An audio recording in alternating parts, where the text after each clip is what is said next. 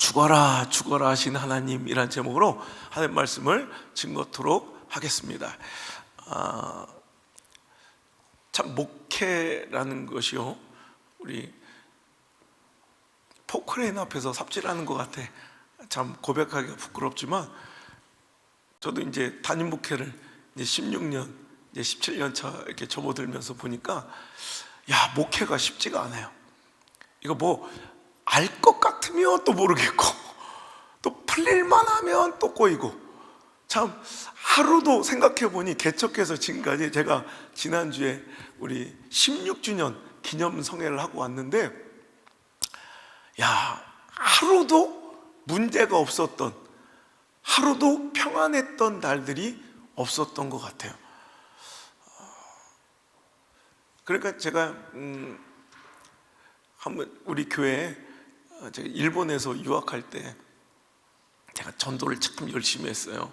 그래서 은혜를 받으니까 전하지 않을 수가 없더라고요. 그래서 교회라는 곳을 한 번도 다녀본 적이 없는 뭐 몽골 친구들, 뭐 중국 친구들, 뭐 이렇게 일본 친구들, 우리는 그런 사람 만나기도 어렵잖아요. 교회라는 곳을 한 번도 들어와 보지도 않은 친구들을 제가 계속 그 식사도 대접하고 이러면서 26명인가 이렇게 전도했던 적이 있어요.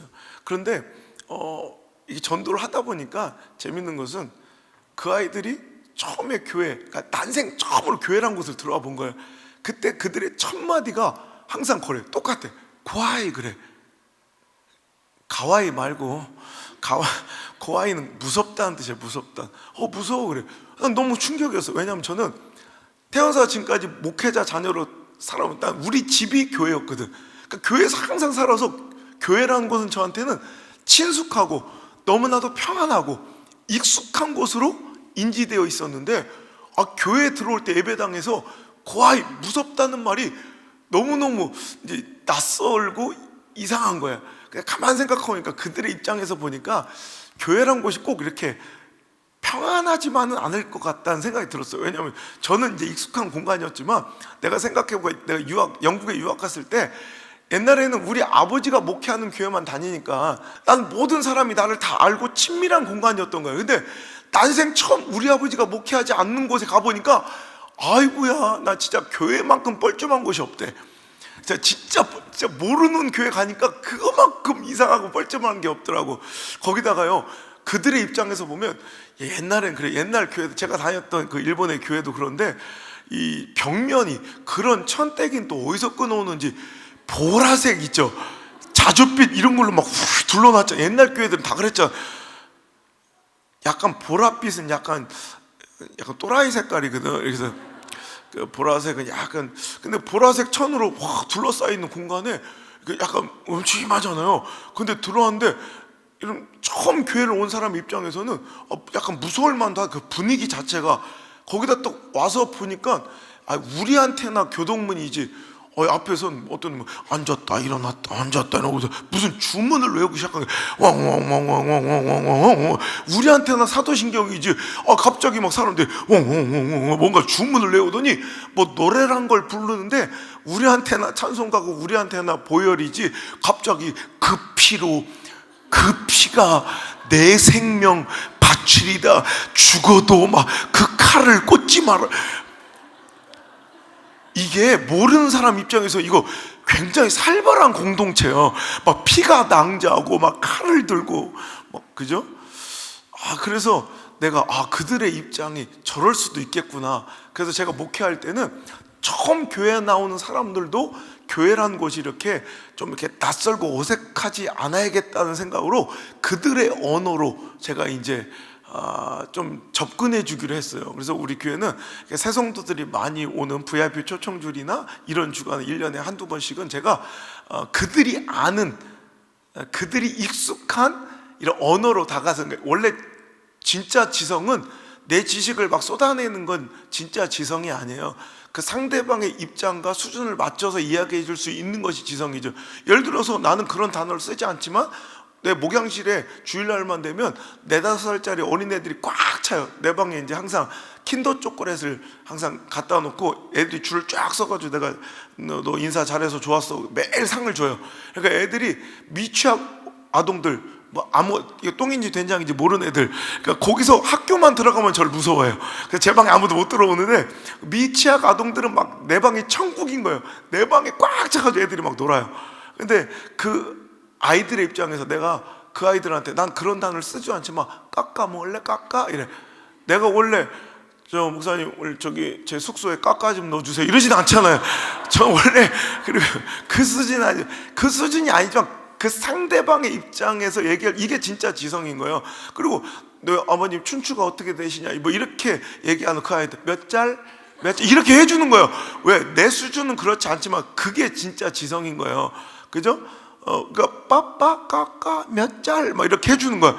그것처럼 우리가 이제 막 태어난 신생아 같은 이 초신자들 입장에서 교회라는 곳이니까 낯설어서 떠나는 사람들, 특히 남자들이 볼 때는 교회가, 한국 교회 남자들이 이제 잘 머물고 정착할 수 없는 이유 중에 하나가 교회만 오면 쪼다가 된다는 거야. 자기가 다른 데서 한가닥하고 다른 데서는 뭐 꿀리는 거 없었던 사람이 교회만 오면 뭔지를 모르겠으니까, 그래서 자꾸 이렇게 좀 자존감이 높거나 남자들이 이렇게 좀 이런 성향의 사람들은 다 떠나고 교회에 남아있는 남자들은 약간 쪼다밖에 없다 뭐 이런 얘기가 들려요. 뭐 여기서 진짜 화내면 진짜 쪼다예요. 여기는 한국교회는 진짜 약간 쪼다밖에 없는 남자가 좀 이렇게 장수 같은 이런 인물들이 넘쳐나는 교회가 되길 주의 이름으로 축원합니다. 예. 그러니까 그런 것들이 좀 싫다는 거예요. 이게 진짜 이게 남자들이.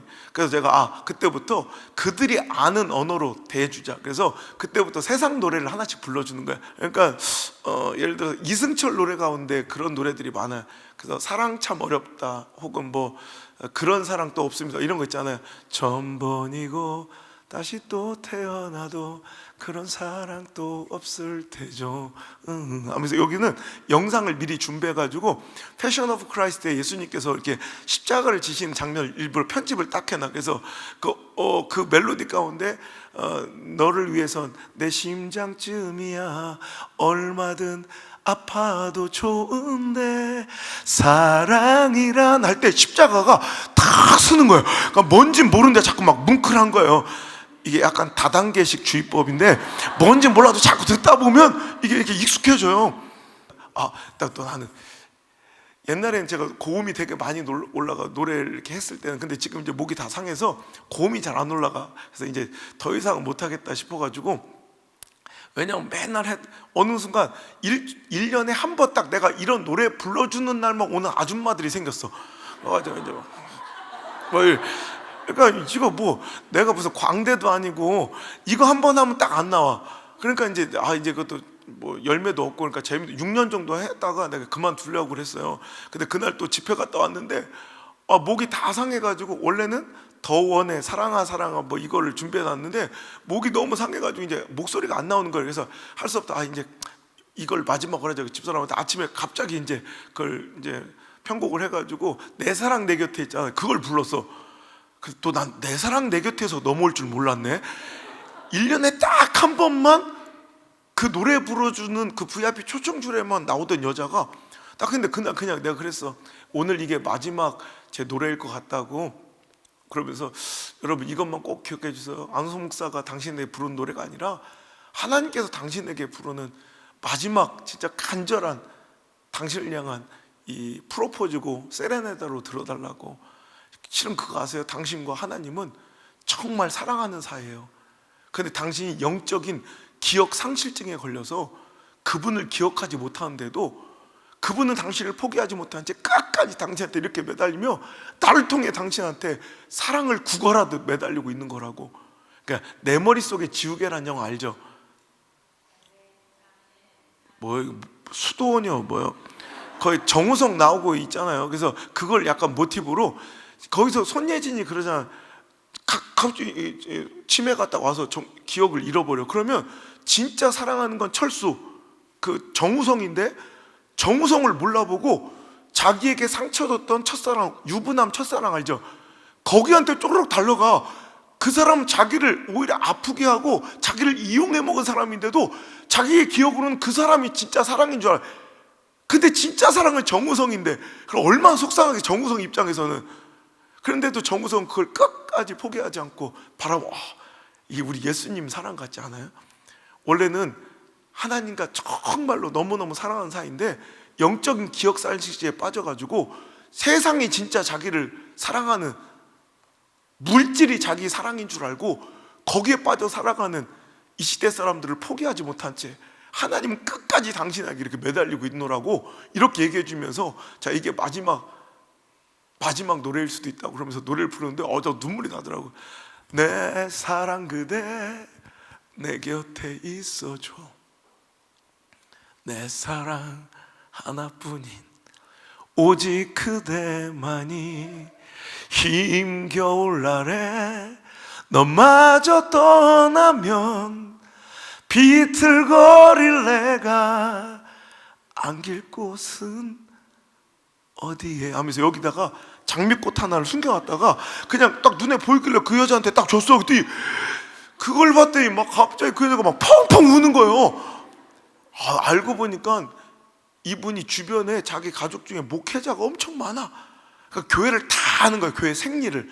그러니까 희망 고문을 주면서 자기가 얻을 것만 딱 얻는 상태에서 거리를 두고 딱 이용을 하면서 1년에 한 번 정도씩만 나와주면서 이렇게 우리를 손바닥에 놓고 놀았던 거야. 그런데 그 말에 꼭 자기를 향하신 하나님의 말씀으로 들리더래. 그날 무너져가지고 그때부터 새벽 기도까지 하루도 안 빠지고 나와. 그래서 지금 이제 계속해요. 이제 뭐라도 해보는 거야. 그러다 하나 또 얻어 걸리겠지 뭐. 하여튼 내가 얘기를 왜 했냐면, 하여튼 그러다 보니까 내가 이제 세상 노래 1년에 한 2개씩을 이런 걸 막 찾아내야 되니까 어떤 때는 영적으로 너무 피곤하고 그럴 때는 이동 중에 이제 이런 걸 찾아서 이렇게 미리 준비를 하거든요. 그러다 보니까 이제 이승철 노래 가운데 이런 노래가 많아서 이승철 노래나 이문세 노래 뭐 이런 걸 많이 들어. 그러다가 이승철 노래 중에 사랑 참 어렵다라는 노래가 있어요. 아세요? 사랑 참 어렵다 어렵다 많이 아프다 있는 그대로 널 사랑하면 괜찮을 텐데 사랑 참 어렵다, 이 노래가 있어요. 제가 이 노래를 되게 부르다 보니까 되게 좀 노래가 좋아서 몇 번 불렀던 적이 있어. 근데 한번 우리 안나가 어렸을 때 학교 들어가기 전에 우리 가족들이 다 어떤 이제 녹음실에 이렇게 이제 왜 동그란 마이크 있고 이렇게 해서 기념 가족 앨범을 이렇게 녹음을 할 때가 있었어요. 그러니까 부스에 들어가서 이제 가족 이제 CD처럼 이렇게 음반을 하나 만드는 적이 있었는데, 그때 이제 한 곡씩 부르라니까 이제 다 한 곡씩 부르는데 안나는 이제 우리는 이제 공교육 제도를 완전히 철저히 준수해서 학교 들어가기 전까지 공부를 아예 안 시켜. 글자도 몰랐어요. 근데 내년에 학교를 들어가야 되는 나이인데 애가 이제 기억니은도 몰라. 근데 그런 아이인데 앞에서 이렇게 헤드셋을 쓰고 마이크 있고 앞에 이제 가사가 이렇게 모니터에 흘러가고 있는데 걔는 모니터를 보는 척은 하는데 가사는 모르는, 글자를 모르니까. 근데 안나는 그때 무슨 노래 할래? 7살 때니까 나는 사랑 참 어렵다 그래. 근데 기꾼 형이 이걸 딱 낀 다음에 노래를 부르기 시작하는데 내가 너무 귀여운 거야. 우리 딸이 막 사랑 참 어렵다 어렵다 많이 아프다 있는 그대로 널 바라보면 괜찮은 텐데 우리 딸 잘한다 막 이러고 있었는데 갑자기 2절을 부르는데 내가 눈물이 막 펑펑 나고. 왜냐하면 우리 안나는 글을 모르니까 유일하게 그 노래를 습득한 통로는 저밖에 없는 거야. 제 노래를 듣고 걔는 그 노래를 배운 거거든. 2절을 부르는데 갑자기 우리 안나가 목회 참 어렵다 어렵다 많이 아프다 집회 참 어렵다 어렵다 이러고 나 깜짝 놀란 거야. 내가 나도 모르게 이렇게 계속 중얼거렸나 봐. 목회 참 어렵다 어렵다 많이 아프다. 얼마나 내가 나도 모르게 그 노래를 불렀으면 안나는 가사를 그렇게 알고 있는 거야. 내가 눈물이 막 쏟아집니다. 근데 목사만 꼭 이렇게 힘들겠습니까? 생각해보면 나는 목회자는 그래도 행복한 사람들이야. 실은 안 해서 그렇지 목사는 기도만 하고 말씀에만 전념하면 평생을 먹고 살 수 있는 축복을 누리잖아. 이거보다 큰 행복이 어딨어? 이거보다 큰 축복이 어딨어? 근데 나는 그래요. 우리 목회자 후배들한테 그런 얘기해요. 정말 이 자리를 존귀하게 여기고 감사해라. 우리는 이것만 하면 먹여주시는데 이것도 안 하면 되겠냐? 목회자가 이것만 하면 먹여주고 살게 해주는데 이것도 잘 안 하면 되겠냐? 오히려요, 이렇게 더 많이 기도하고 말씀 보면 오히려 존경을 받는 시대가 됐어. 어떻게 그렇게 사시?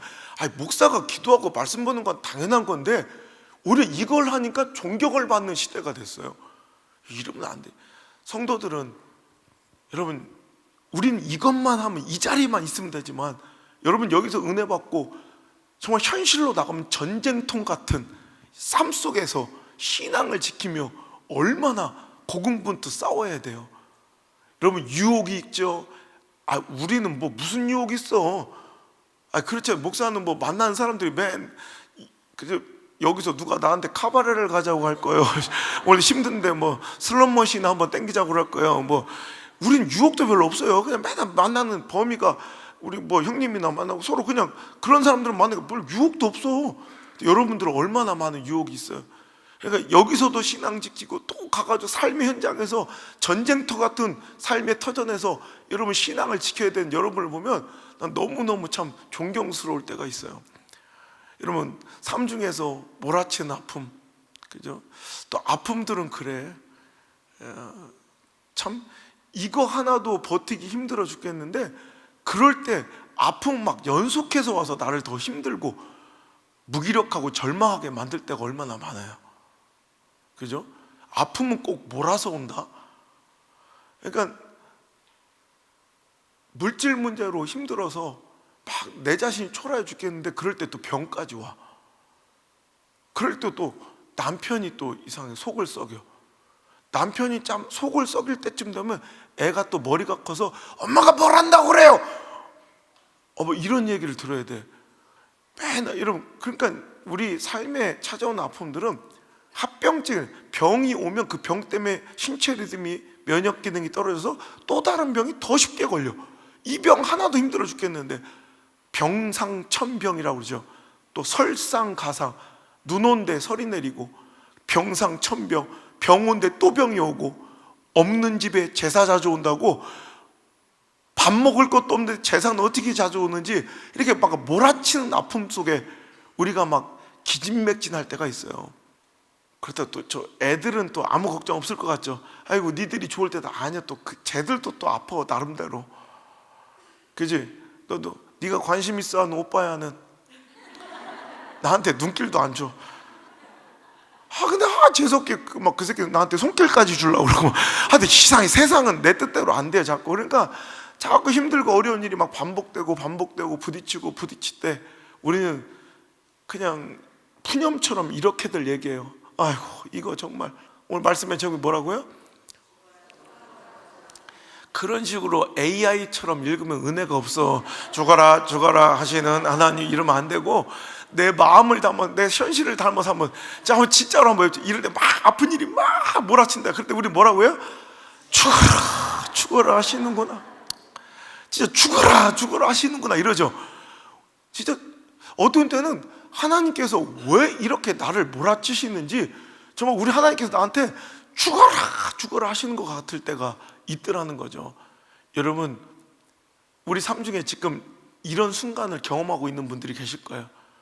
경제적으로도 건강으로도 관계로도 자꾸 여러 가지 복합적으로 막 몰아치는 아픔과 시련에 절망하고 뭔가 내려놓고 포기하고 싶은, 여러분 또 그럴 때 내가 힘겹고 지쳐서 정말 나도 너무너무 힘겨운데 그럴 때 교회에 오면 위로와 따뜻한 말이 막 이렇게 나한테 올 줄 알았는데 그럴 때 또 목사님은 막 나를 막 더 다그쳐서 뭔가 사역을 시키고 사명을 맡기고 막 그럼 마음속으로 한다?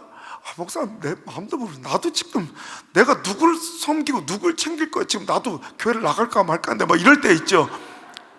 그런 이들 잘 들어요. 여러분 지금 그런 일을 당하고 있는 분들이 있다면 오늘 이 말씀이 여러분의 삶을 완전히 뒤집어 놓는 해결의 열쇠가 될 줄 믿습니다.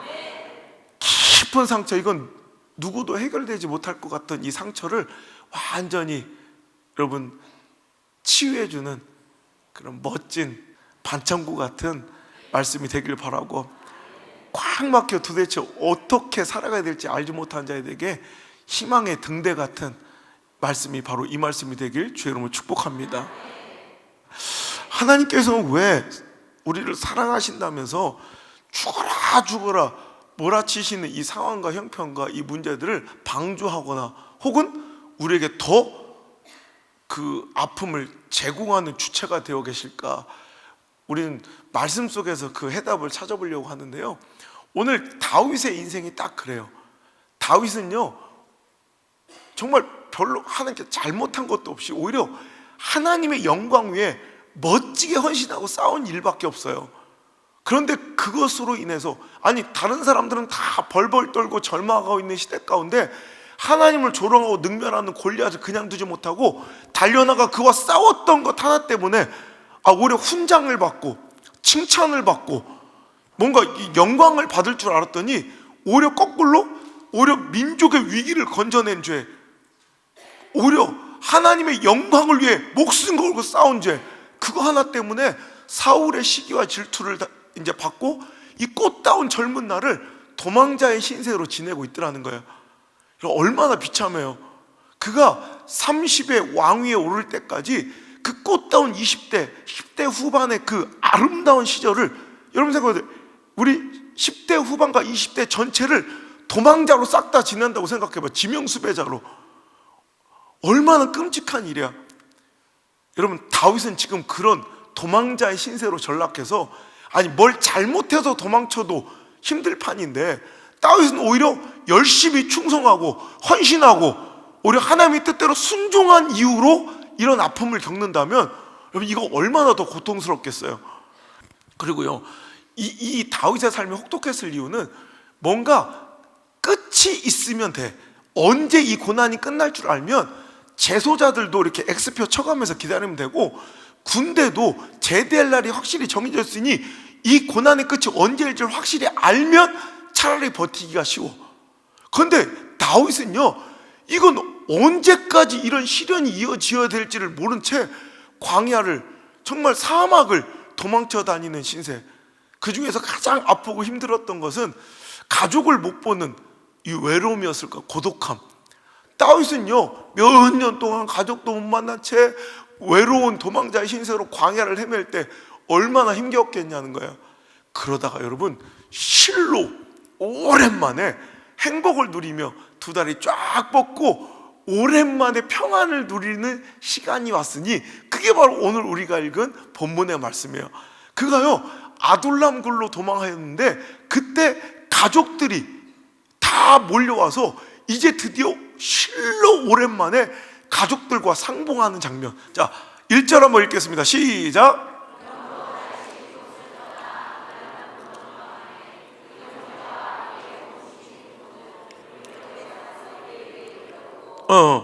그의 형제와 아버지의 온 집이 이제 드디어 실로 오랜만에 이제 다윗과 상봉하는 장면. 이제 가족을 만났으니 얼마나 행복했을까. 야, 난 집에 갔다 일주일 만에 만나도 그렇게 행복한데. 옛날에 처음에 집회 시작할 때는 가족들이 막, 아빠 집회 끝났어? 오늘도 힘들었지? 여보 힘내세요. 이제 8년쯤 지났는데 요즘에는 집회 끝나고 이제 호텔방에 딱 들어오면 아무리 특급 호텔이라도 마음이 허해요. 막 군중들이 막 이렇게 환호하고 아무리 사인하고 막 그래도 호텔방에 딱 막 밀려오는 그 허무함이 있어. 그래서 가족 카톡방에 자.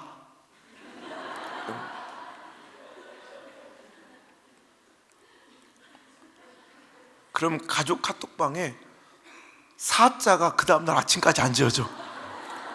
아무도 보지도 않아. 이제 대꾸는커녕 읽지도 않아. 가족 단톡방은 말만 가족 단톡방이지 일방적인 나의 소통에 나만 맨날 얘기를 하지 아무도 대답도 없어. 여러분, 그런데 다윗은 얼마나 행복하고 반가웠을까. 그때 카톡이 있었겠어요? 뭐가 있었겠어? 거기다가 또 행복을 누리는데 지금은 세력도 없이 정말 너무너무 힘들게 도망 다니다가 드디어 그 주변으로 세력이 생긴 거야. 이제 좀 안전해지기 시작한 거야. 자, 2절의 말씀 읽어볼게요. 2절 시작. 환난당한 모든 자와 빚진 자와 마음이 온통한 자가 다 그에게로 모였고 그는 그들의 우두머리가 되었으니. 이렇게.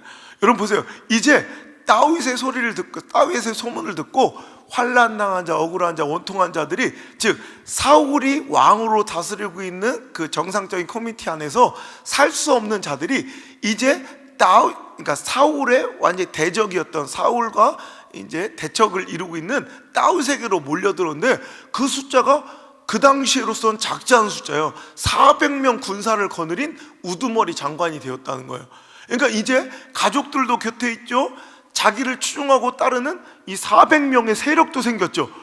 굉장히 이제 조금 평안하고 안전을 확보한, 거기다가 그는 자 지금 나를 죽이려 하는 건 사울이야. 그러니까 사울이 아무리 뭐 왕일지라도 유다와 이스라엘의 왕이지 다른 나라로 가면 그의 왕권이나 통치력이 미치지 못하잖아요.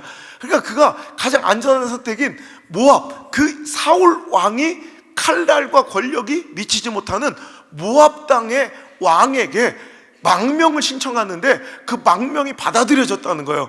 자, 3절 4절 한번 읽어볼게요. 시작.